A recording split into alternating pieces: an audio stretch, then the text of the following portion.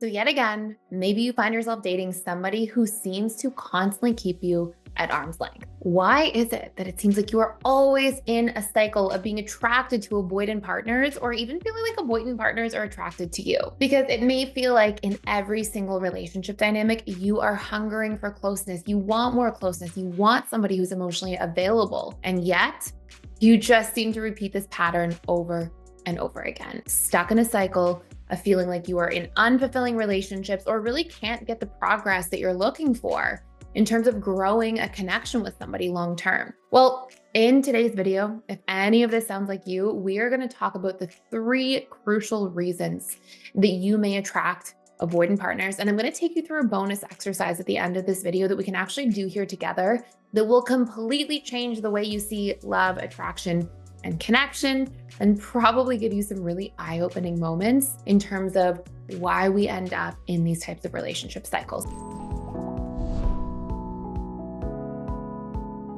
If you're new to this channel, my name is Thais.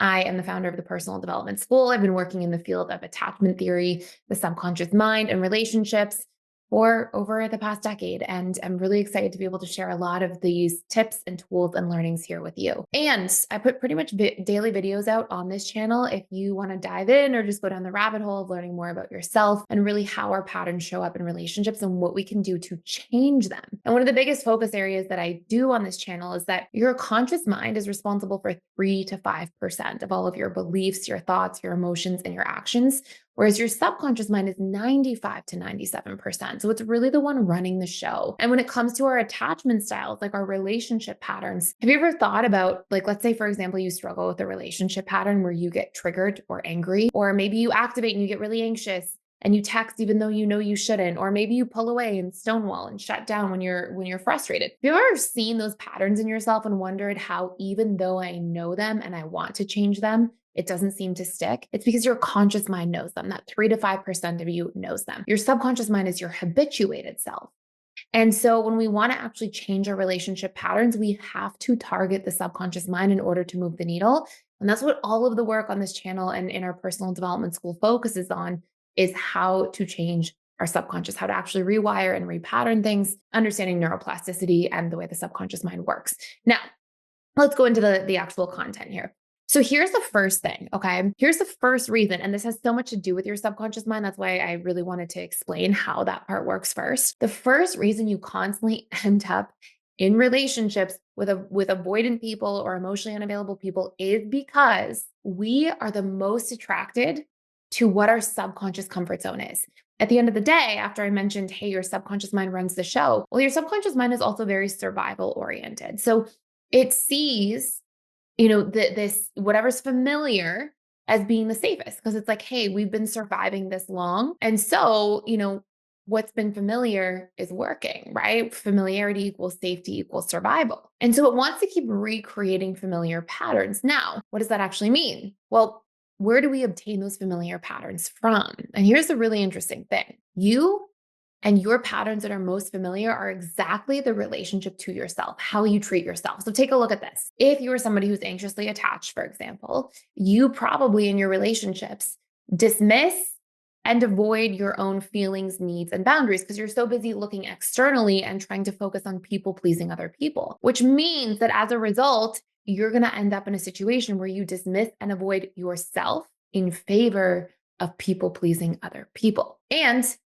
your subconscious mind says, okay, this is what's really familiar, is feeling dismissed and avoided, because that's the relationship to yourself. Your attachment style is ultimately the relationship to yourself first. And so then your subconscious comfort zone, your subconscious, that 95 to 97% of your beliefs and patterns and behaviors says, oh, people who dismiss and avoid us are the most familiar, and thus they're the most safe. So your conscious mind, your logical, analytical self thinks, oh, I want to be with somebody who's emotionally available. I want somebody different in this relationship, but your subconscious says, no, we like this and it's working.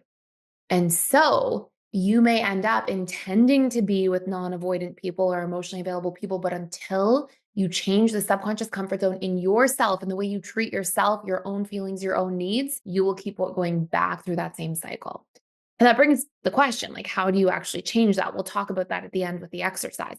Now, second major point of the 3 is, if you are in a situation where you don't already, which is also very common for people who constantly end up with emotionally unavailable people, if you don't already know your standards in a relationship and your non-negotiable. So if you haven't sat down and been like, these are the things I'm looking for in a relationship, and these are the non-negotiables, and then you don't proceed, this is like 2A or 2B, I mean, to vet somebody, then you're also going to find yourself easily just trapped in the same patterns. So number one is you have to change the patterns in yourself and how you treat yourself. And I'll come to how to do that at the end. Number two is if you aren't intentional and you don't know what you're looking for and you're not vetting for it, you're not actually asking questions to determine whether somebody's emotionally available or not, you're going to get stuck. And so before I get to point number three, I'm going to give you some examples of what that looks like. For me, okay, I'm married. I've been in a relationship for almost 10 years. But if I were dating again, okay, I would, one of the first things that I know would be a non-negotiable for me is that somebody has the ability to communicate through conflict and solve for it. The reason this is so important to me is I was once a fearful avoidant myself, and I know how painful it is to not be able to solve an argument and how that causes resentment to build up and it feels really uncomfortable. And one of the things I swear by in my relationship now and that I'm so appreciative of is that my husband and I always work through things. If there's a disagreement or a point of contention, we'll talk it out. Even small things like little tiny things, we'll say, hey, is there tension around this? What's going on? Let's hash it out. Let's work it through. And we do. And that creates peace in the relationship. It creates harmony and there's no resentment or frustration and there's trust. And, that's been such a big thing for me. Now, if I were dating somebody and I know that that's a non-negotiable for me, right?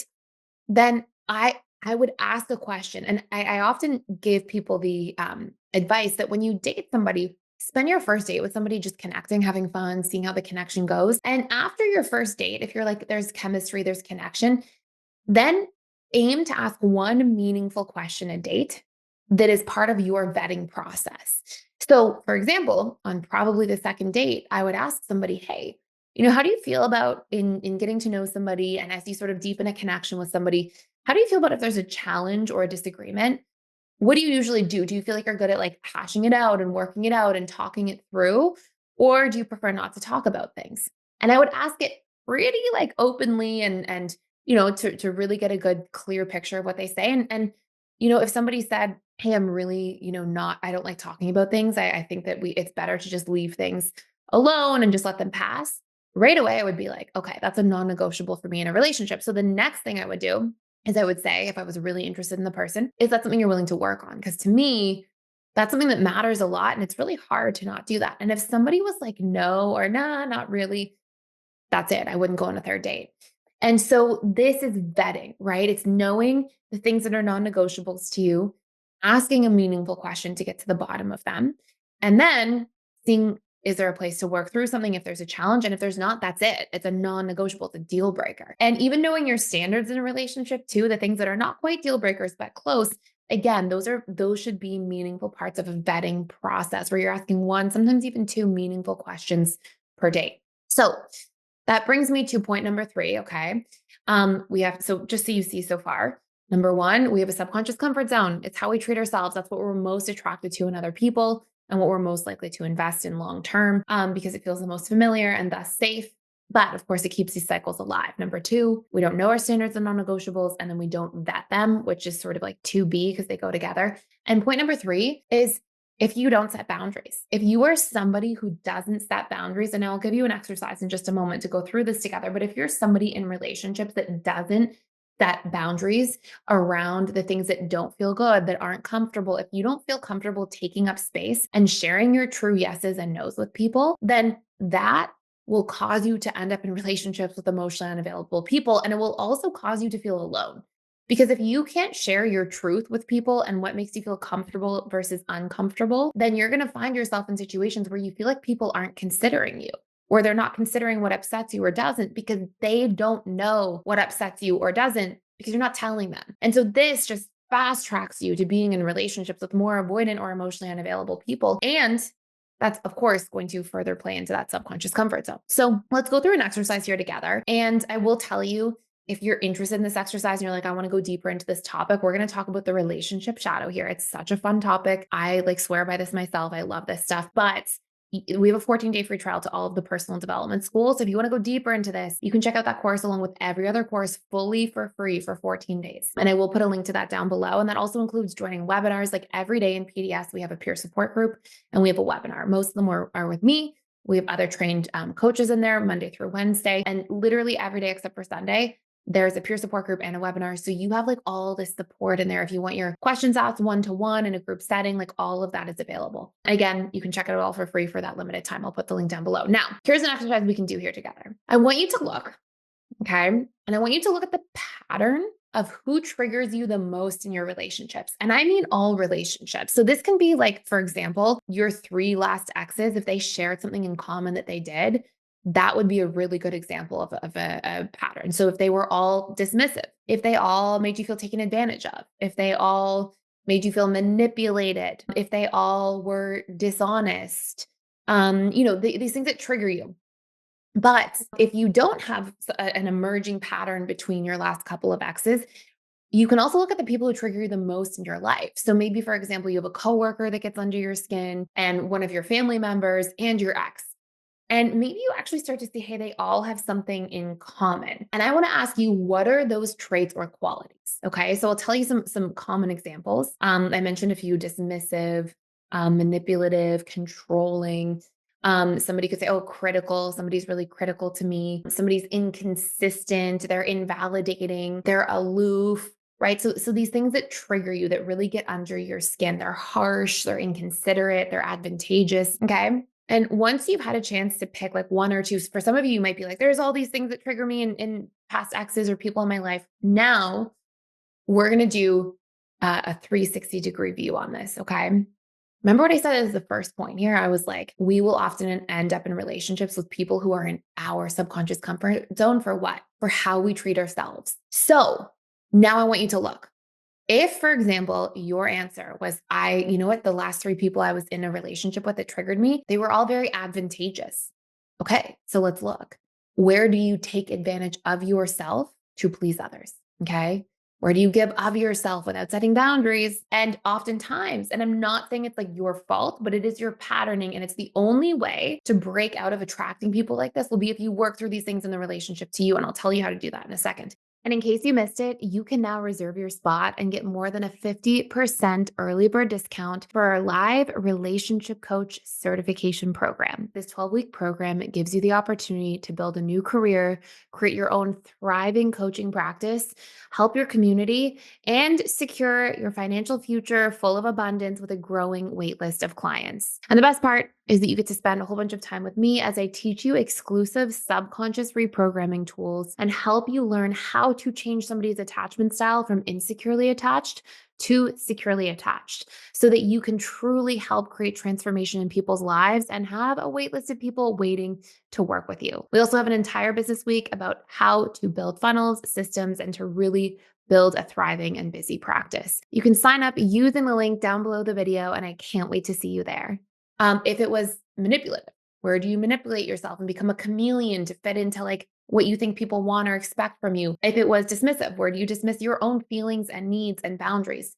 If it was critical, where are you critical to yourself? If it was somebody who was shaming or volatile, okay, where are you also volatile and how you show up in treating your own emotions, right? You'll see that if we take those traits that come up and then you go inwards, you're going to see, oh my goodness, I actually show up this way in the relationship to myself in these hidden forms that I wasn't realizing. And so that's the first step. The second step, okay, is I want you next to that column, pick one strategy that you can commit to per day to change this pattern. So for example, if you're always taking advantage of yourself to please other people, I will actually work on setting better boundaries. I will work on actually taking up space and telling people my needs too, or telling people when something feels uncomfortable to me. If my shadow piece in my relationship shadow was, I feel like I'm actually quite critical to myself. Okay, well, I'm going to work on being kinder to myself in my internal dialogue and using cognitive reframes to really change those patterns of thought if I catch them happening. So for each of those things, there's going to be a deep strategy that you can implement.